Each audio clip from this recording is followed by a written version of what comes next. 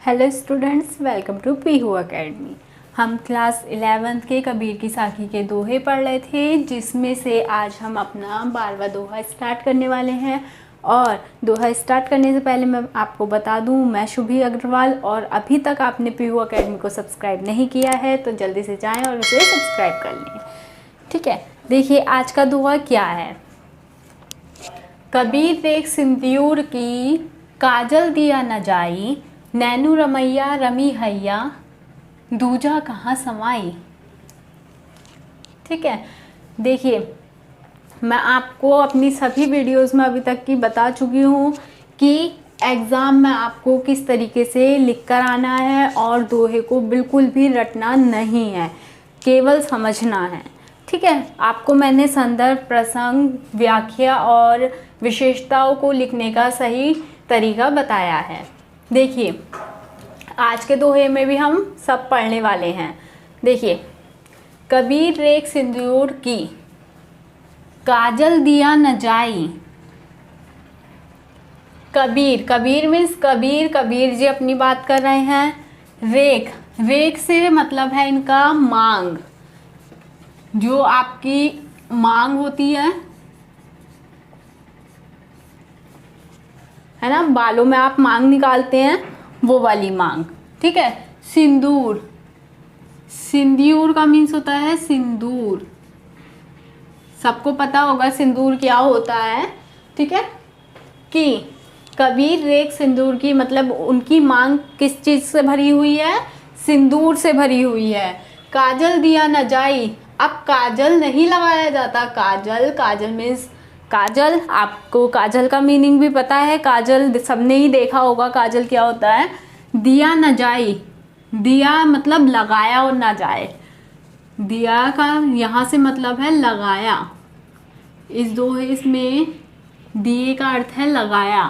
काजल दिया न जाई।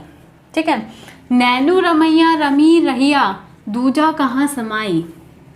अब जब नैनो में मतलब आँख, नैन मीन्स आँख, रमैया रम गए हैं, रम गए हैं, कौन रम गए हैं, रमी, रमी मीन्स राम, यहाँ पे प्रभु से है मतलब। ठीक है, रहिया,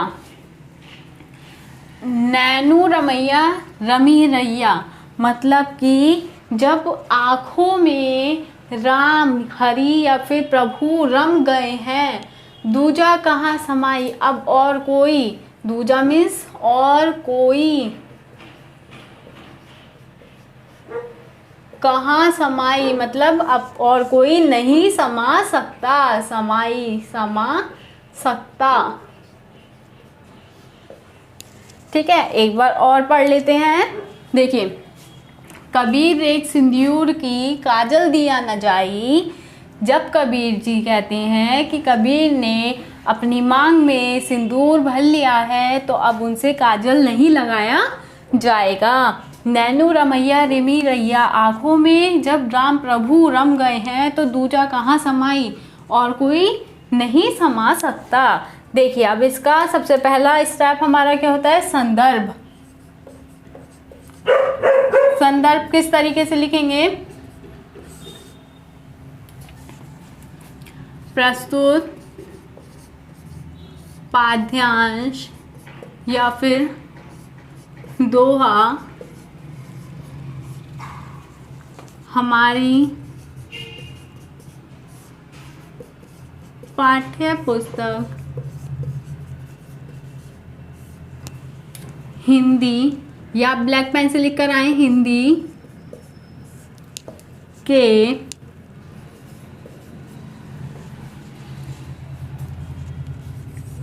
काव्य खंड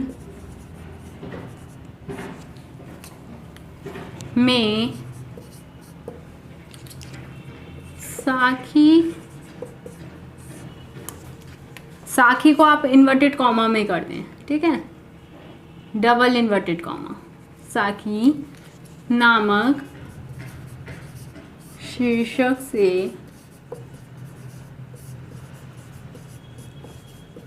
उद्धृत है। ठीक है, जिसके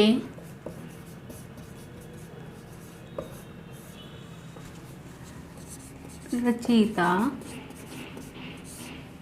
इसको भी डबल इन्वर्टेड कॉमा में लिख कर आएंगे आप, कबीर दास जी हैं। अब देखिए बहुत स्टूडेंट्स का सवाल है कि ये क्लास 11th के हैं, तो क्लास 11th के ही बच्चे देख सकते हैं? नहीं, ये दोहा जिस भी क्लास में लगा हुआ है वो सभी बच्चे इस वीडियो को देख सकते हैं, अच्छे से समझ सकते हैं। ठीक है, देखिए संदर्भ, प्रस्तुत पाठ्यांश दोहा हमारी पाठ्य पुस्तक हिंदी, कौन सी पुस्तक से लिया गया है? हिंदी की पुस्तक से लिया गया है। हिंदी के काव्य खंड, दो खंड होते हैं बुक में, गद्य खंड और काव्य खंड। तो ये कौन सी उससे लिया गया है? काव्य खंड में। साखी इनकी रचना का नाम लिखना है बच्चों आपको। किसकी? कबीरदास जी की रचना का नाम। जो हम किसका दोहा पढ़ रहे हैं? साखी का दोहा पढ़ रहे हैं। तो साखी नामक शीर्षक से उद्धृत है या फिर लिया गया है, जिसके रचयिता कौन है? कबीरदास जी हैं। तो ये आपका संदर्भ तैयार हो गया है। अब देखिए प्रसंग, मैं आपको बता चुकी हूँ कि प्रसंग में आप 1 से 2 लाइन ही लिख कर आए। ठीक है, अब देखिए प्रसंग में क्या लिखा जाएगा? जो आपने इस दोहे में समझा उसको आपको व्यक्त करना है अपने प्रसंग में। ठीक है, जिससे हमें सब समझ में आ जाए, अपनी 1 या 2 लाइन से ही हमें सब समझ में आ जाए कि इस दोहे में कहा क्या जा रहा है। तो देखिए इसका प्रसंग क्या हो जाएगा कि इस दोहे में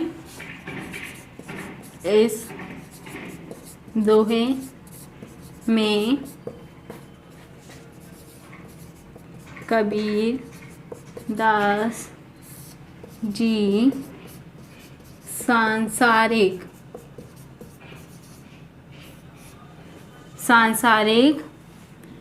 वासनाओं का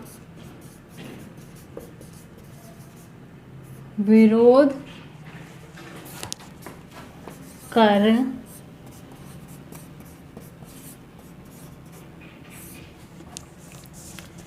निर्गुण राम का जाप ही सर्वोच्च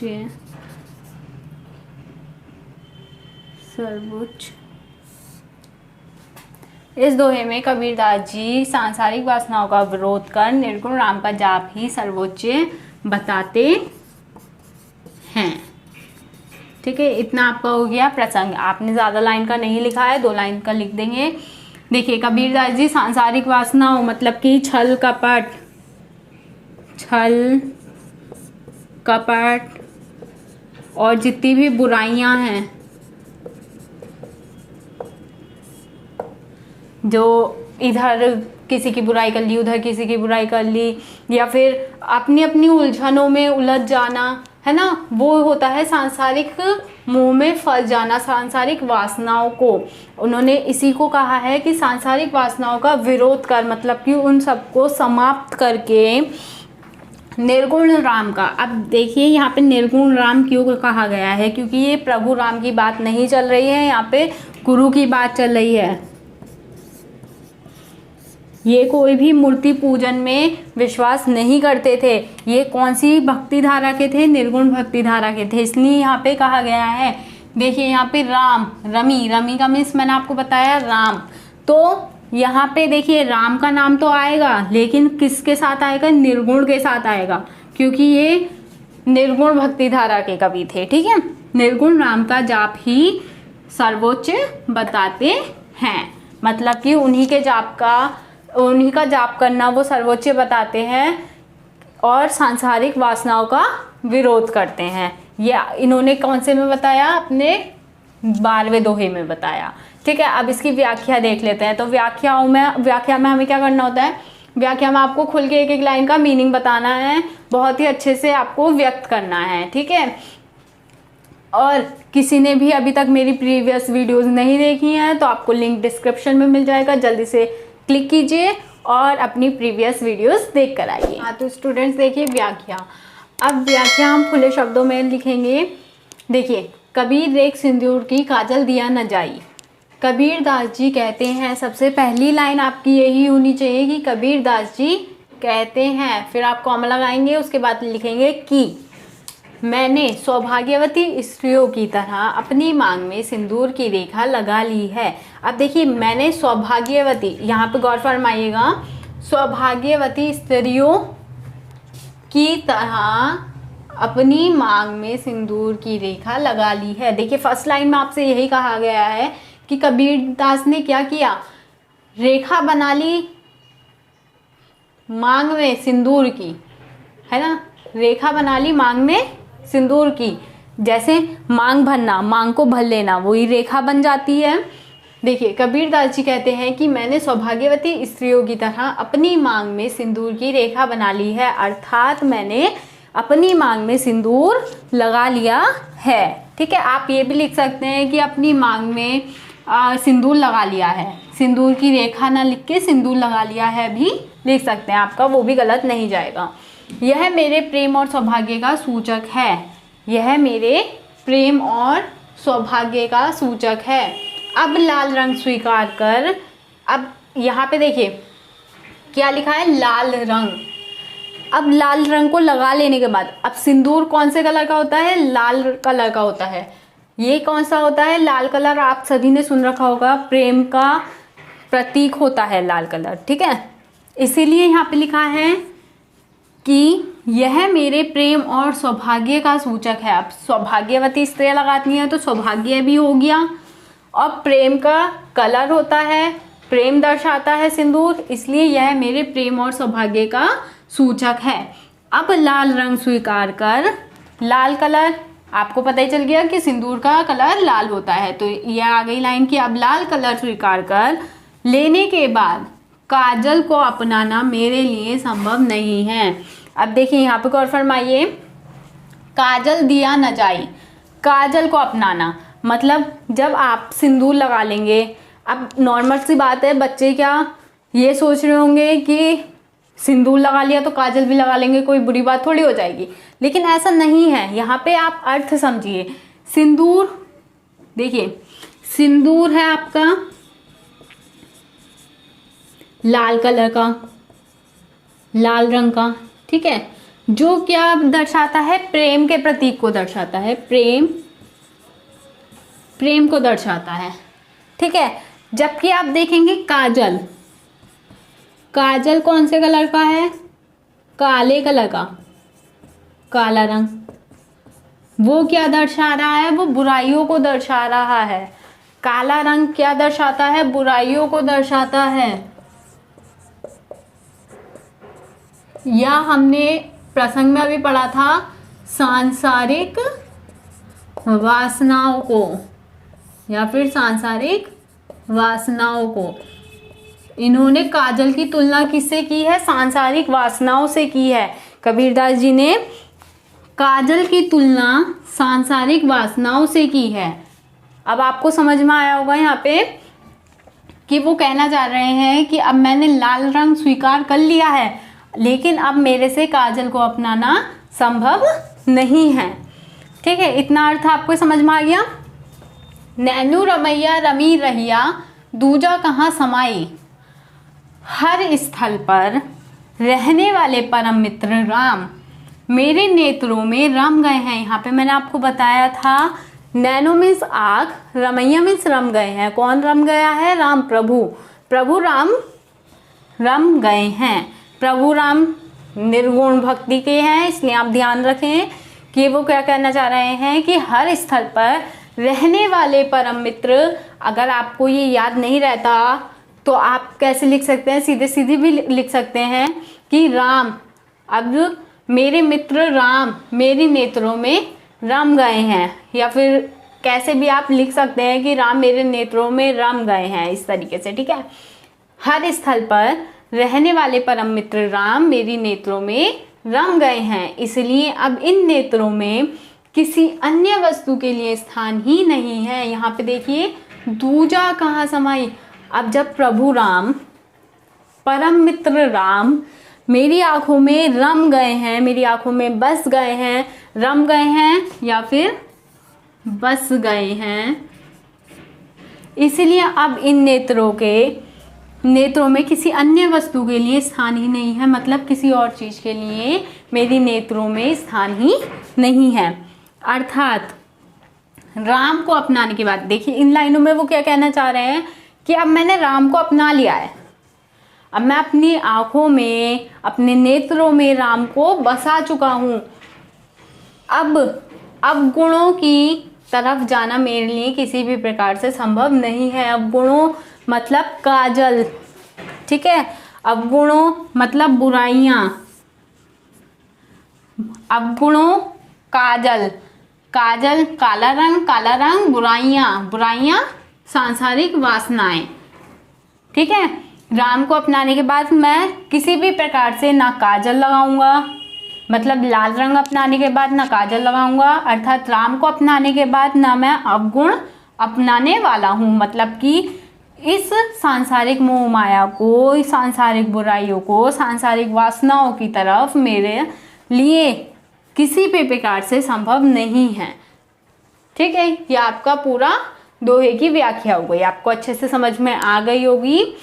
अब देख लेते हैं इसकी विशेषताएं। विशेषताओं में मैं आपको बता चुकी हूँ कि 2 पार्ट्स आते हैं। पहला कौन सा होता है, काव्य सौंदर्य, और दूसरा होता है भाव सौंदर्य। तो पहले काव्य सौंदर्य देखते हैं, फिर भाव सौंदर्य, ठीक है। ये विशेषताएं, फर्स्ट पॉइंट आपका क्या आ जाएगा, काव्य सौंदर्य।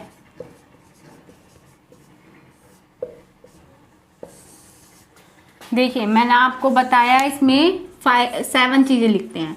फर्स्ट आपका क्या हो जाता है, भाषा। सेकंड आपका हो जाता है अलंकार। थर्ड आपका हो जाता है गुण, रस, शैली, छंद, एंड लास्ट शब्द।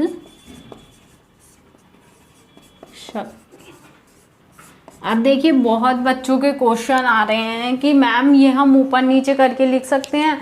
तो यस, आप बिल्कुल ऊपर नीचे करके लिख सकते हैं। आपको सिर्फ 7 पॉइंट्स लिख कर आने हैं, लेकिन आप अगर आपको ऊपर नीचे याद रहते हैं, जैसे आप भाषा के बाद मैंने अलंकार लिखा है, अगर आपको अलंकार याद नहीं रहता आप गुण लिख दीजिए, अलंकार नीचे लिख दीजिए, लेकिन आप 7 पॉइंट्स की पूरे लिख कर आइए, ठीक है। देखिए भाषा कौन सी है इसमें, सधुक्कड़ी,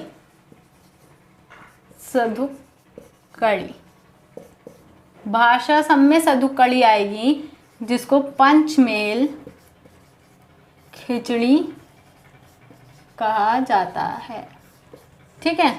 अलंकार, अलंकार देखिए इसमें कौन से लगा हुआ है, अनुप्रास,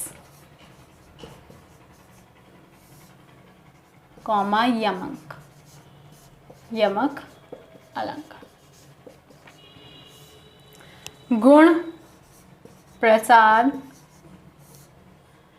देखिए रस आ जाएगा आपका विप्लव, श्रृंगार,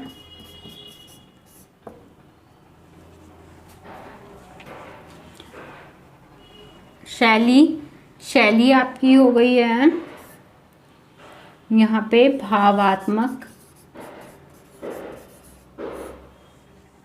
छंद आपका है दोहा, और शब्द शक्ति है लक्षणा।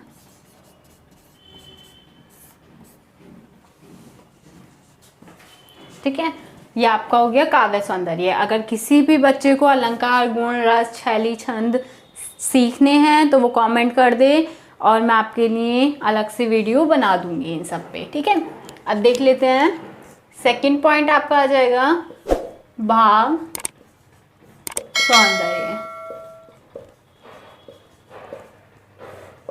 देखिए भाव सौंदर्य आपको कैसे लिखना है, जैसे आप कंक्लूजन लिख कर आते हैं अपने में इंग्लिश में, वैसे आपको भाव सौंदर्य लिखना है इस दोहे का। इसमें बताना है कि अभी तक इस दोहे में क्या क्या बताया गया है। आपको ज़्यादा पॉइंट्स नहीं लिखने हैं, 1 2 3 पॉइंट्स लिखने हैं, 1 2 3 पॉइंट्स लिखने हैं आपको। नंबरिंग कह रही हूँ मैं, ये नहीं कह रही हूँ कि लाइंस लिखनी है आपको, मैंने कहा आपको पॉइंट्स लिखने हैं, 1 2 3 पॉइंट्स लिखने हैं, ठीक है। देखिए फर्स्ट पॉइंट क्या हो जाएगा, क्या बताया गया है, आप ये भी लिख सकते हैं कि यहाँ पे प्रस्तुत दोहे में कबीरदास जी ने काजल की तुलना सांसारिक वासनाओं से की है, ठीक है। सेकेंड पॉइंट आप लिख सकते हैं कि कबीरदास जी ने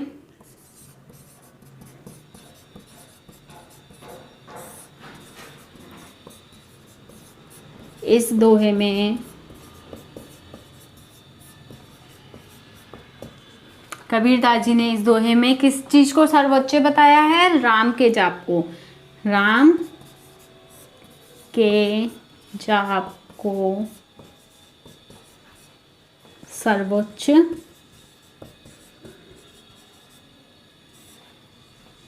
बताया है, ठीक है। ये आपका हो गया 2 पॉइंट्स, मैंने 2 पॉइंट्स लिखवाए हैं, आप चाहें तो आप 3 पॉइंट्स लिखकर आ सकते हैं, वैसे 2 पॉइंट्स सफिशिएंट है आपके लिए, मैंने 2 पॉइंट्स लिखवाए हैं, ठीक है। ये आपका यहाँ पे दोहा पूरा कंप्लीट हो गया, आपने संदर्भ सीखा, प्रसंग सीखा, व्याख्या सीखी और विशेषताओं में काव्य सौंदर्य तथा भाव सौंदर्य सीखा। आई होप ये वीडियो आपके लिए वेरी वेरी हेल्पफुल रही होगी, तो जल्दी से इसको ज़्यादा से ज़्यादा शेयर कर दें, लाइक कर दें, कमेंट करें कोई भी प्रॉब्लम हो तो, और चैनल को सब्सक्राइब करें। Thanks for watching.